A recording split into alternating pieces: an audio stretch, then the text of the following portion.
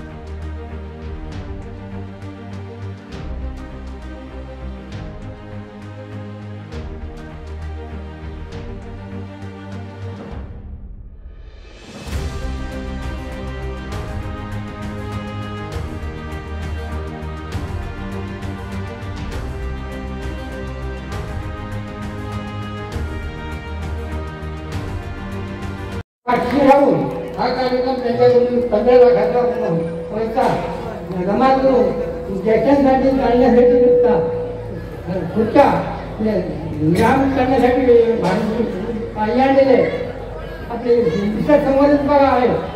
तर अशा पद्धतीने या औरंगाबादांनी आपल्या हेल्प केली आहे. तर त्यांचा कौतुक करायला पाहिजे आपण सगळ्यांनी टाळा वाजवा जोरात. रहिवासी संघाला एक नव्याने चांगली ओळख देणारे आपण उपस्थित सगळे या परिसरातील रहिवासी संघाचे सगळे सभासद सदस्य, आमच्या मीनाताई पण या ठिकाणी बसलेले आहेत. खर तर विजय मांडे आले ना, भाऊ समोर बसलेले आहेत. या ठिकाणी आल्यानंतर 20 वर्षापूर्वीच्या आठवणी मीनाताई जाग्या झाल्या. मी या सुमित अपार्टमेंट मध्ये रेंटनी या ठिकाणी राहायचो.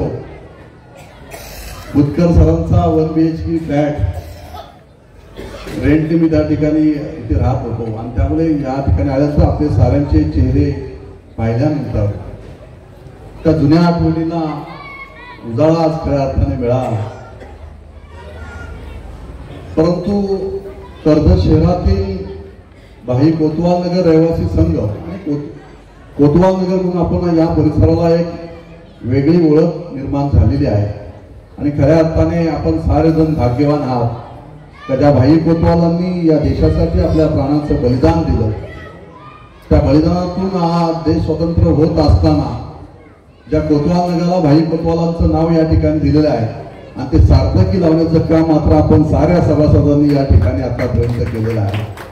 की अतिशय चांगल्या पद्धतीने आपण एकत्रपणे या ठिकाणी सारेजण राहत आहे. कोतवाल नगरचे फार मोठं योगदान 2019च्या विधानसभेच्या निवडणुकीला त्या प्रत्येक कुटुंबातील सदस्यांनी खारीचा वाटा उचललेला आहे. म्हणून मी आपल्या समोर आमदार म्हणून उभा आहे. यासाठी फार मोठं योगदान या सगळ्या परिसराचं आहे. खरं तर ही खूप मोठी जागा या ठिकाणी कर्जत शहरामध्ये आपल्याला उपलब्ध करून ग्राउंड म्हणून दिलेला आहे आणि या ग्राउंडवर आतापर्यंत आपण पाहिले की अनेक कार्यक्रम, सांस्कृतिक कार्यक्रम या ठिकाणी होत असतात, क्रीडाचे कार्यक्रम आपण त्या ठिकाणी घेत असतात. कोतवाल नगर रहिवासी संघाच्या माध्यमातून हे सारे कार्यक्रम संस्कृती जतन करण्याचं काम हे खऱ्या अर्थाने आपण सारे सभासद या ठिकाणी करत असतात आणि या गोष्टीचा सार्थ अभिमान आम्हाला आहे. मला पंकजनी सांगितल्यानंतर मी त्यांना बोललो की वेळात वेळ ऍडजस्ट करून मी नक्कीच या ठिकाणी उपस्थित राहील, कारण माझ्या जुन्या आठवणी कोतवाल नगर या संपूर्ण परिसरामध्ये आहेत. मोकल सर तेव्हा मोकलांना नगरसेवक होते मी ज्यावेळेस इथे राहायचो. अतिशय चांगल्या पद्धतीने ते या परिसरामध्ये त्यावेळेस सुद्धा त्यांनी केलेलं काम मी पाहिलेलं आहे आणि म्हणून आताची झालेली जी काय आता आपण डेव्हलपमेंटसाठी 10 ते 15 लाख रुपयाचा निधी या ठिकाणी मंजूर करून दिलेला होता, परंतु पंकजजी यापुढे कोतवाल नगरसाठी जे लागेल तो निधी आपण एक 50-1 लाख रुपयाचा निधी या ठिकाणी आपण मंजूर करून देऊ, जेणेकरून ही एक वास्तू अतिशय चांगल्या पद्धतीने कर्जतकरांना पाहता येईल, इथली डेव्हलपमेंट पाहता येईल की या परिसरामध्ये एक चांगल्या प्रकारचं हे ग्राउंड आपल्याला सुशोभीकरण करता येईल. यासाठी वैभव सुरावकर आमचा नेहमी सातत्याने पाठपुरावा करत असतो. 2 ते 3 कामं वैभवच्या पाठपुराव्याने सुद्धा या ठिकाणी मंजूर करून दिले, त्याचं लोकार्पण सोहळा सुद्धा संपन्न होईल.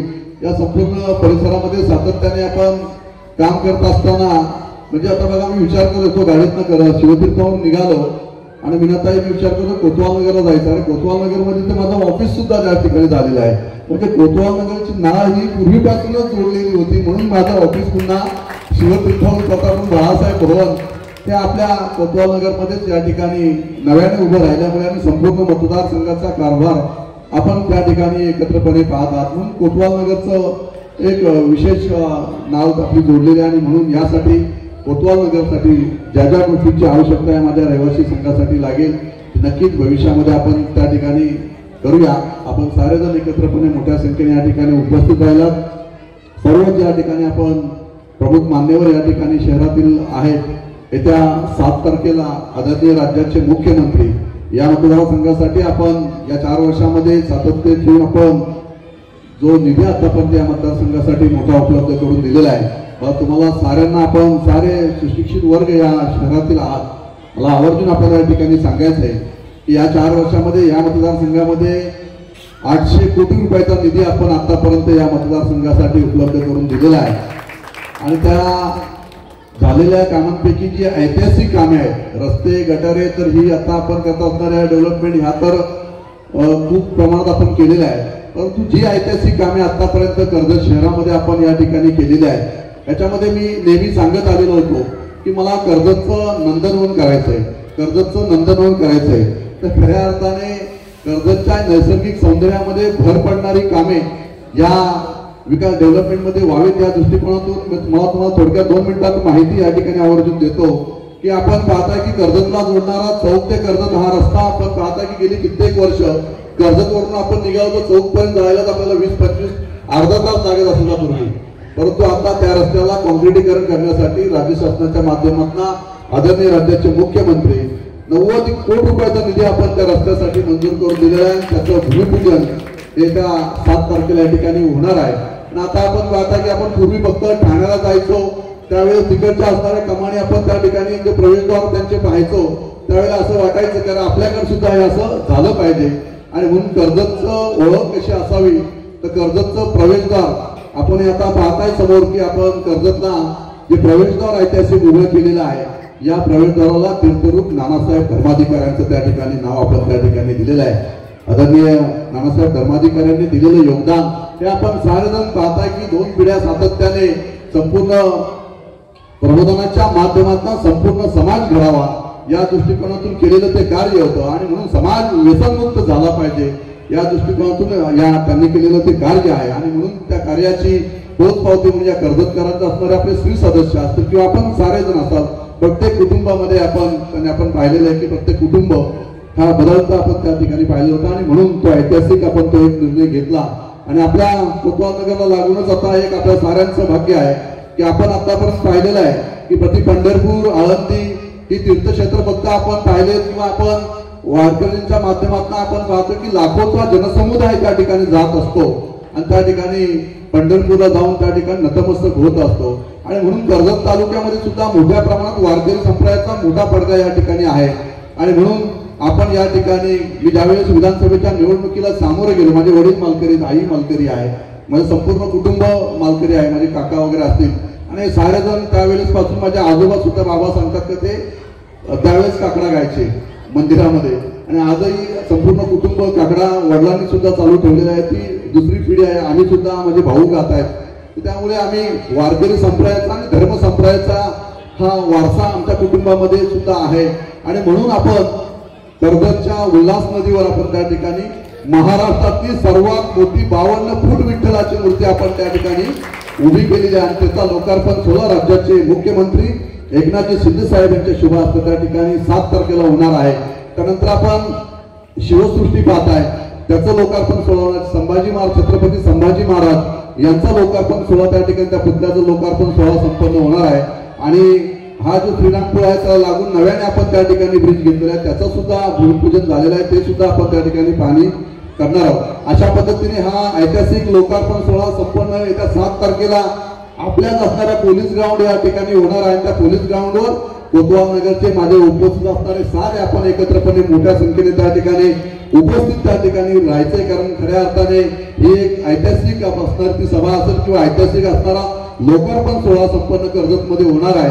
आणि म्हणून आता कर्जतमध्ये आपण पाहताय की फ्रायडे, सॅटर्डे, संडे प्रचंड आपण ट्रॅफिक जाम कर्जतमध्ये पाहताय. तर ही जर आपण या 4 वर्षामध्ये कर्जतची डेव्हलपमेंट एकंदरीत पाहिली तर कर्जतला कधी ट्रॅफिक ऐकली नव्हती का तुम्ही? मग कर्जतमध्ये मी प्रत्येकाला सांगत होतो की माझ्याकडे खालापूरमध्ये मोठ्या प्रमाणात इंडस्ट्री त्या ठिकाणी आहे आणि इंडस्ट्रीमध्ये त्या ठिकाणी अनेक लोकांना रोजगार त्या ठिकाणी मिळत होता. परंतु माझ्या पूर्वजांपासून सगळ्यांनी सांगितलं होतं की कर्जत हे खऱ्या अर्थाने ग्रीन झोन बेल्ट आहे आणि म्हणून हा असणारा कर्जतचा वारसा आपण जपला पाहिजे.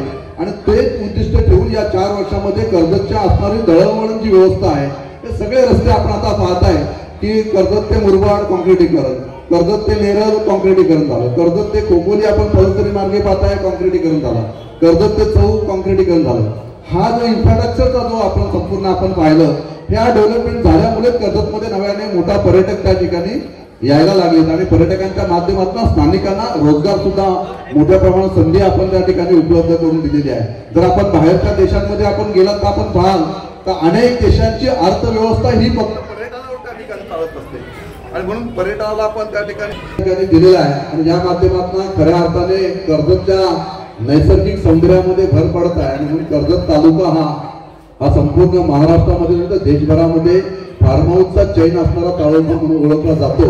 आणि हे आपल्या खऱ्या अर्थाने कर्जतची एक वेगळी ओळख आहे. आणि या कर्जतमध्ये कोतवाल नगर रहिवासी संघामध्ये आपण भाई कोतवालांच्या आशीर्वादाने या ठिकाणी आपण एकत्रपणे या ठिकाणी राहत आहे.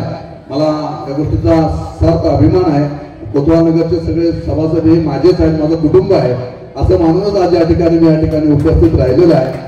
ज्या ज्या गोष्टींची आवश्यकता भविष्यामध्ये कोतवाल नगरच्या डेव्हलपमेंटसाठी लागेल ते नक्कीच पंकजी आणि सुरावकर तुम्ही एकत्रपणे या ठिकाणी प्रयत्न करा. जो लागेल तो निधी आपण लवकर या ठिकाणी मंजूर करून देऊ. पुन्हा एकदा मनापासून सगळ्यांना या ठिकाणी शुभेच्छा देतो. माझा सहकारी संतोष पाटील या ठिकाणी उपस्थित राहिलेला आहे. आम्ही सारे एकत्रच आहोत. राजकीय मतभेद सगळे असतात पण प्रत्येकाने खारीचा वाटा मला आमदार करण्यासाठी उचललेला आहे. त्यामुळे मी प्रत्येकाचा मान सन्मान हा कायमस्वरूपी राखत राहूया. मनापासून सगळ्यांना या ठिकाणी शुभेच्छा देतो. पुन्हा एकदा सगळ्या भाई कोतवाल रहिवासी संघाच्या मनापासून या ठिकाणी आभार व्यक्त करतो आणि या ठिकाणी थांबतो. जय हिंद, जय महाराष्ट्र.